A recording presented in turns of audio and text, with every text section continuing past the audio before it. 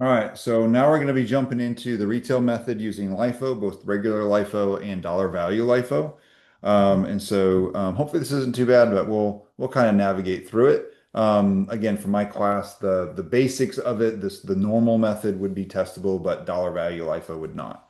Let's kind of march through it. So again, LIFO, the idea here is that last in, first out means that the most recent costs are in cost of goods sold and your older costs are in ending inventory. So it's a little bit of a different assumption. So we're not assuming any stability in prices. We're kind of allowing prices to increase or decrease over time and taking that into account with the way that we assign cost to either ending inventory or our cost of goods sold. Understand if we're estimating then our ending inventory, we want to use an estimate that's consistent with the inventory that we assume is actually there. And again, under LIFO, we're assuming that the old inventory is still sitting there at the end. So if you kind of imagine we have this bucket and we have inventory being added to the bucket, and you kind of have these layers going, right? And if we're scooping off the top, that's what's being sold. So what's left in the bucket, that's our ending inventory. And so under LIFO, the assumption is that those original items or the older items are the ones that are still sitting there. And so we're going to calculate the cost to retail percentage for our ending inventory based on the beginning inventory rather than using some sort of mix. Let's kind of walk through that a little bit. Same example. Everything here is the same as we were using before, but now, of course, we're using a LIFO instead of using average cost. So that's the difference. No difference in the way that we get to our estimated ending inventory, but where things do change then is in the next step. And so we're going to use the beginning inventory ratio or percentage in order to infer our ending inventory. And so the 132 over 212 is what we're going to use. If you remember before, we used 488 over 852. So we're using a different ratio. Again, we're doing this because we assume that the oldest inventory stays in our ending inventory. That's the assumption. And so when we do this calculation, we get a ratio of 0.6226. We apply that. Oh, just sort of showing you that if we use the new purchases, which we're going to use here in a minute when we do dollar value, you can see that the ratio is a little bit different when we're now using sort of the new purchases, right? So this excluding beginning inventory is everything that all the activity in the current period. And so you can see that the ratio is different in the current period compared to the ratio in the older period or the beginning inventory. And so we're going to use that 0.6226. We apply it to our estimated ending inventory under the retail value, and then we get our estimated inventory under cost. So the cost, estimated cost of our ending inventory. And again, like we always do, cost of goods sold then is the difference between the two. So it'd be 357, 254. Again, the difference here is where we measure that cost to retail percentage. Under average cost, we do it at cost of goods available for sale. Under LIFO, we do it as at beginning inventory. All right, so dollar value LIFO, kind of the last major concept as far as like the I would say the technicality of accounting.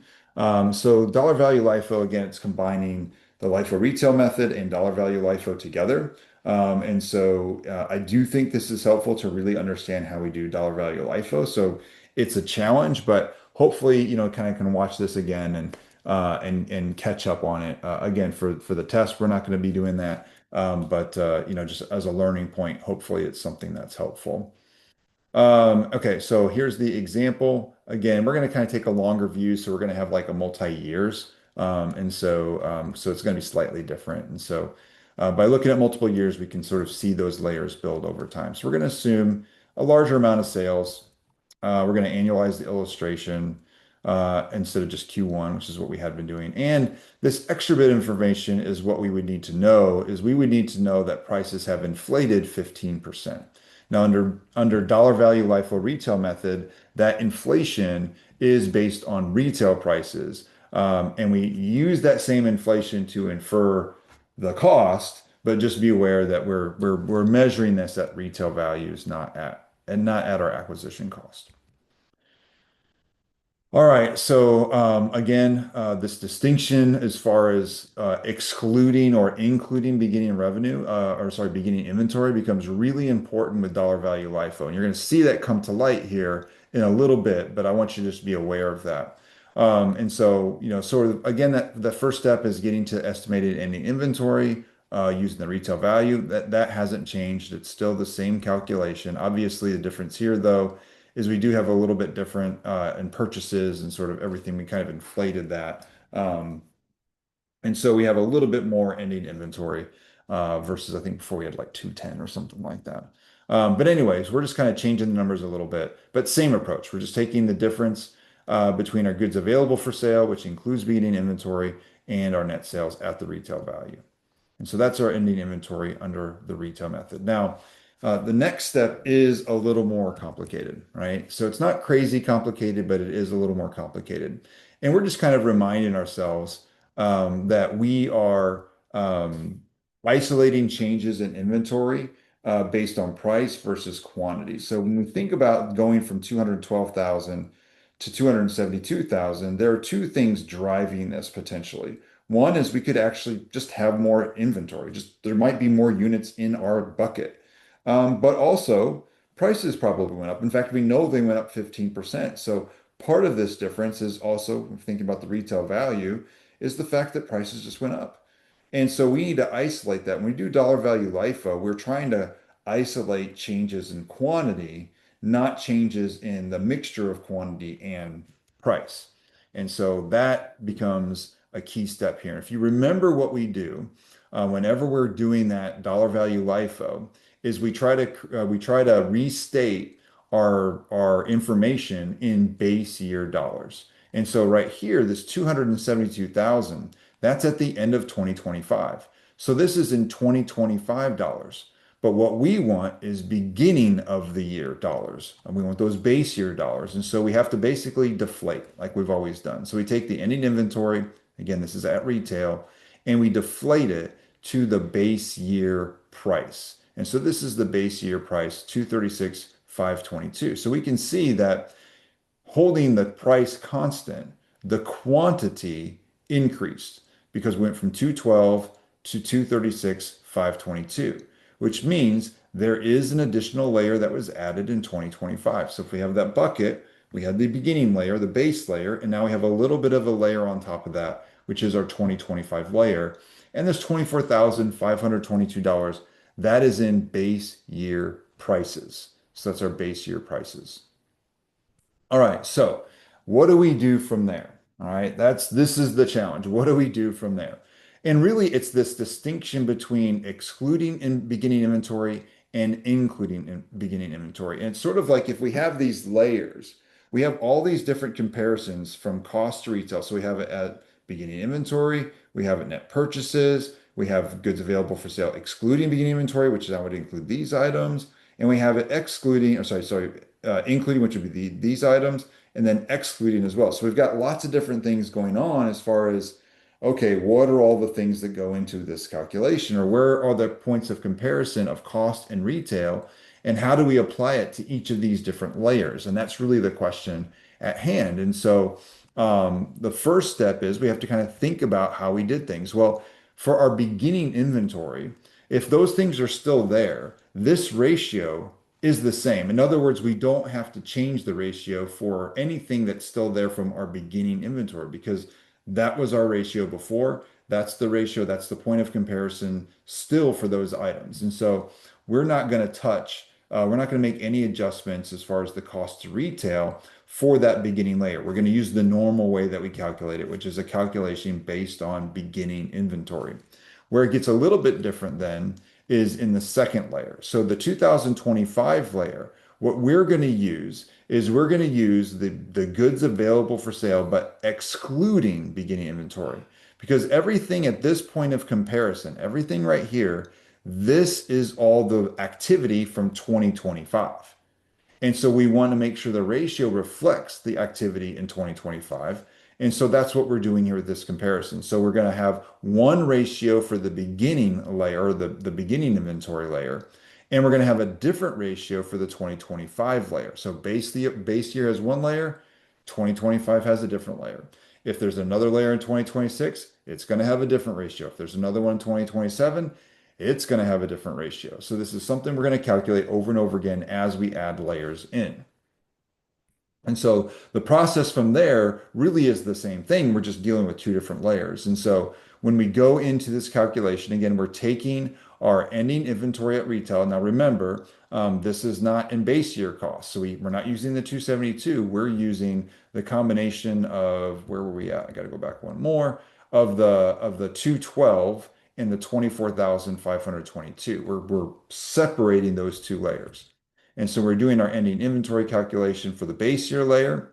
We're going to use that, the base year costs for the beginning inventory multiplied by the cost to retail ratio. And, we should get around 132,000. Obviously, there's some rounding here. And so we have just a little bit less than 132,000. If you'd used 132,000, that also would be just fine. But we already have determined that ratio. Where it gets interesting, though, is in the next one. So the 2025 layer, of course, this is the amount of inventory at base year costs. Now we're inflating it to the 2025 cost. Now, I want to be very, very clear though. This isn't this 1.15 is the ratio based on the retail price increase. Their cost increase could have been slightly different. But under this retail method, we're using the retail price increase to do this estimation. And of course, then we have our cost to retail ratio or percentage for that layer. Remember, that's the ratio based on the activity in 2025. And so now we've inflated everything, and now we have basically the acquisition cost of the beginning inventory, and now we have the acquisition cost or estimated acquisition cost of the 2025 layer. We add those up, and we get $147,679 total. So that is our ending inventory. And from there, hopefully we know we can calculate our cost of goods sold as the difference between the two. All right. So then the next thing we're going to do is add in one more layer. So now we're going to fast forward into 2026. You can see the 272. Again, this is it's the retail value of our ending inventory. And that was the ending value from the prior year, right? So the ending value here is the beginning value in the next year. I put in some extra numbers for some other activities, including the cost side, and basically just resetting in 2026. All right. And we're going to also assume that prices went up again. So remember, the index was a 15% increase or 1.15 when we went from 24 to 25. Now we're going from 24 to 26, and the index is 1.20. And so again, same process. We have the estimated ending inventory at retail, no change there. But now what do we need to do, right? So when we get this cost, we have to figure out, okay, we had a beginning layer, a base year layer. We had a 2025 layer, and now we have to figure out, did we add a 2026 layer? And the only way we can do that is by comparing base year costs to to base year costs. This 315 is not base year costs. So we got to break things down a little bit. So let's figure out what happened. So with that 315, if we want to get that retail value at base year cost or base year prices, we need to divide by 1.20. So basically at base year prices, this is the value of our ending inventory. Again, the retail value of our ending inventory. And so the question is, did we add a layer?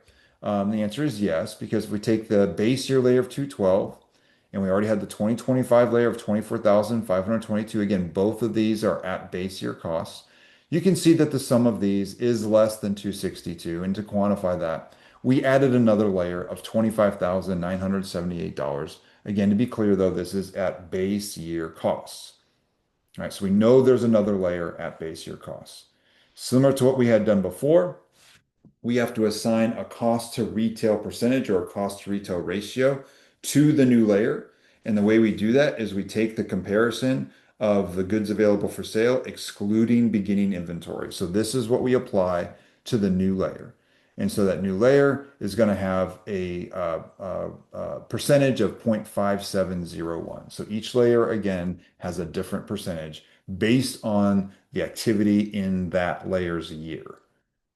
And so now I take all of that. I already have my base year layer at the acquisition cost. I already have my 2025 layer at its acquisition cost. Again, that's adjusted for the ratio and for everything else. And so now we add in that 2026 layer. Again, this is the base year. This is the base year cost. We inflate it. I'm sorry, this is the base year retail value.